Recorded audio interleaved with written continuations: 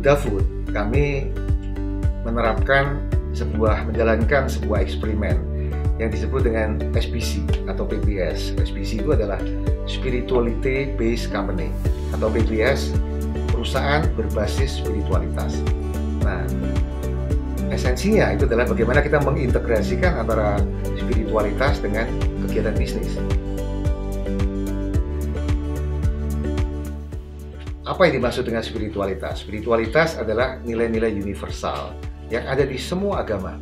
Misalnya bicara kedisiplinan, tidak ada agama manapun yang tidak mengajarkan kedisiplinan, kejujuran, dan seterusnya. Itu adalah nilai-nilai universal yang ada di agama manapun. Masalahnya adalah nilai-nilai ini baru akan jadi perilaku apabila dipraktekkan. Di agama itu pada dasarnya adalah soal praktek gitu. Nah, cara mempraktekkannya harus dengan cara intensif. Nah, kalau sudah bicara intensif, jalur yang paling intensif adalah kalau praktek ajaran agama yang bersifat universal tadi itu kita integrasikan dengan kegiatan profesi kita masing-masing. Ya, orang kerja sekarang kan rata-rata satu hari minimal 8 jam, bisa 10, bisa 12 jam.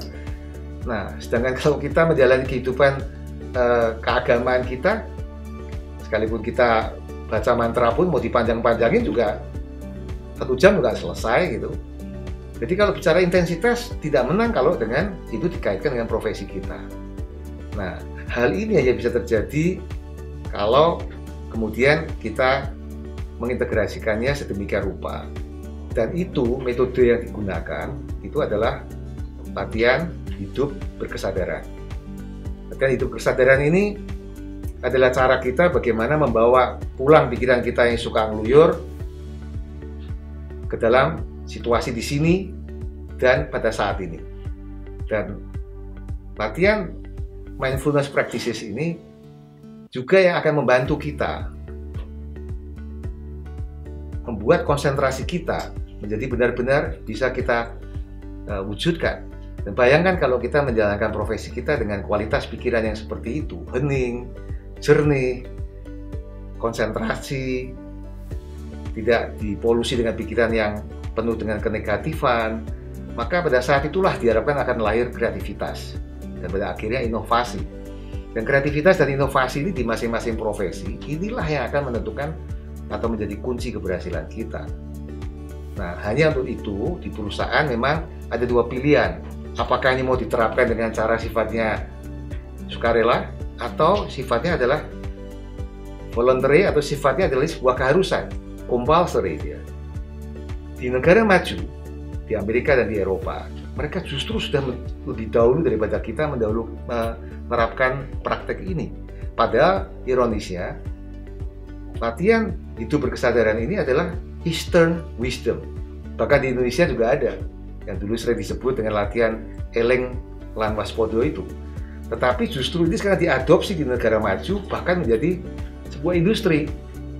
Nah, kita tentunya sudah tahu ketinggal, tapi juga jangan kemudian menjadi terus berkelanjutan. Kalau kita mau terapkan, itu semua sekarang sudah terjadi integrasi antara ajaran spiritual ini dengan ilmu pengetahuan. Latihan hidup berkesadaran itu diterapkan sedemikian rupa dalam setiap saat kita melakukan apapun. Aktivitas apapun yang kita lakukan itu sambil terus kita sadari. Berbicara pun dilakukan dengan cara yang mindful.